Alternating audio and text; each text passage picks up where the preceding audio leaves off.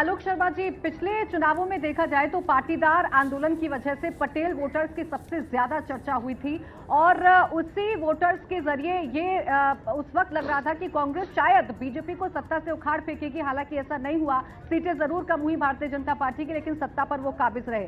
अभी का जो ओपिनियन पोल बता रहा है, चाहे लेवा पटेल हो चाहे कड़वा पटेल हो, अभी भी पॉपुलैरिटी भारतीय जनता पार्टी की ज्यादा है और आपकी अभी भी कम नजर आ रही है।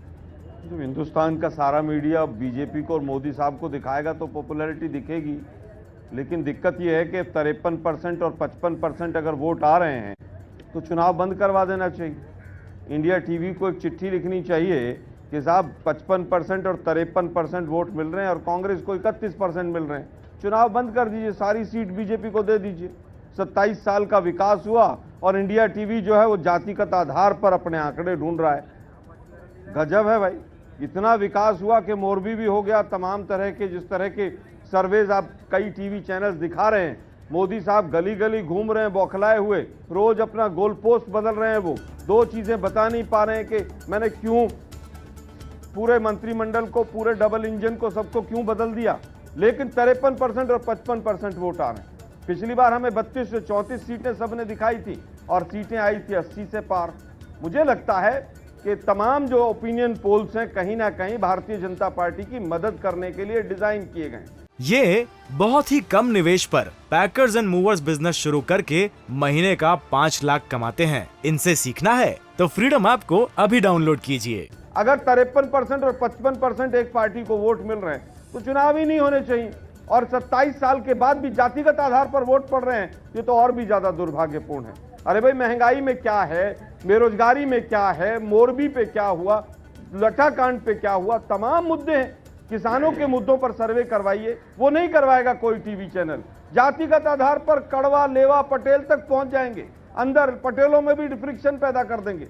लेकिन मैं फिर कहूंगा कि गुजरात की जनता इस बार 4 लाख मौत जो कोरोना से हुई उसको नहीं भूली है, और कहीं ना कहीं जो जख्म हैं उनके वो हरे हैं। और मोदी साहब, आपको जो रोज गोल पोस्ट बदलना पड़ रहा है, आपको 4-4 मुख्यमंत्री दूसरे राज्यों से लाने पड़ रहे हैं, और जिस तरह से आपको पूरा मंत्रिमंडल दिल्ली से यहां लाना पड़ रहा है, आप हार मान चुके हैं। ठीक है आलोक शर्मा जी, देखिए आपकी राय हो सकती है, आप ओपिनियन पोल को माने या ना माने, लेकिन ये ओपिनियन पोल जनता के बीच में जाकर किया गया है और उसी के बाद हमने ये आंकड़े रखे हैं। अब तो ये चुनाव के बाद ही तय होगा कि जनता किसकी तरफ मन बना रही है। आगे मैं दानिश जी आपका रिएक्शन लूं, उससे पहले मैं जरा स्टूडियो का रुख कर लेती हूँ, सौरभ के पास चलते हैं। एक छोटा सी बात करना चाहता हूँ। जफर जी, आंकड़े दिखाने ज्यादा जरूरी है, उसके बाद मैं आपके पास आऊंगी। देखिए, सौराष्ट्र में आखिर किस तरीके से सीटों का बंटवारा होगा, अभी तक का ओपिनियन पोल क्या कह रहा है, ये सीधा सौरभ बताएं।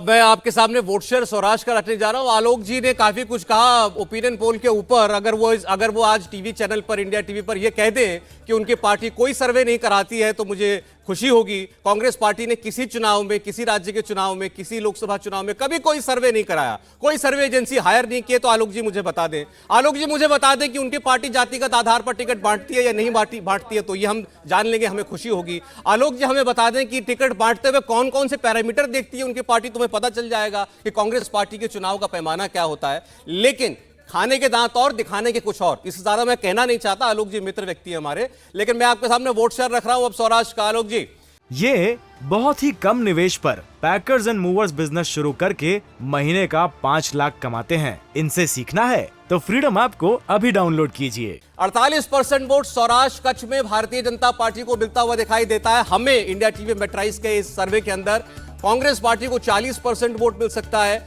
आम आदमी पार्टी को 11% और अन्य को 1%। यहां पर एक चीज आपको बताना चाहते हैं कि आम आदमी पार्टी के लिए सौराष्ट्र और कच्छ का जो इलाका है, और उसके बाद दक्षिण की हम बात करेंगे तो वो भी, यह सबसे फर्टाइल लैंड वोट के लिहाज से उनके लिए मानी जा रही है, और 11% तक वोट उनको सौराष्ट्र कच्छ में मिलता हुआ दिखाई दे रहा है। क्या ये काफी है एक अपसेट करने के लिए, ये हमें आगे पता चलेगा जब हम सीटों की बात करेंगे।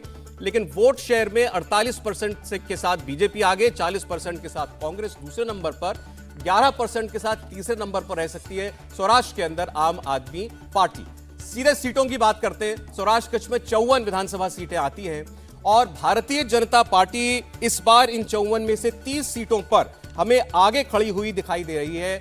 19 सीटों पर कांग्रेस पार्टी और आम आदमी पार्टी 2 सीटों पर अपना खाता खुल सकती है। पिछली बार एक भी सीट आम आदमी पार्टी को नहीं मिली थी और अन्य भी इस बार किसी सीट पर हमें आगे नहीं दिखाई दे रहे हैं। तो सौराष्ट्र और कच्छ के अंदर भारतीय जनता पार्टी सबसे बड़ी पार्टी बन सकती है। 33 सीटों के साथ 54 में से 19 सीटें कांग्रेस पार्टी जीत सकती है और 2 सीटें आम आदमी पार्टी के खाते में जा सकती हैं। और यह भी आपको बता दें कि पिछली बार से अगर आप कंपेयर करें इसको, तो भारतीय जनता पार्टी 10 सीटें गेन कर सकती है, कांग्रेस पार्टी 12 सीटें लूज कर सकती है। 12 की गिरावट उसके सीटों में सौराष्ट्र के अंदर हो सकती है और आम आदमी पार्टी 2 जोड़ रही है अपने खाते के अंदर। इंडिया टीवी हर वक्त हर जगह डाउनलोड करने के लिए सर्च करें India TV news Google play store या ऐप स्टोर पर।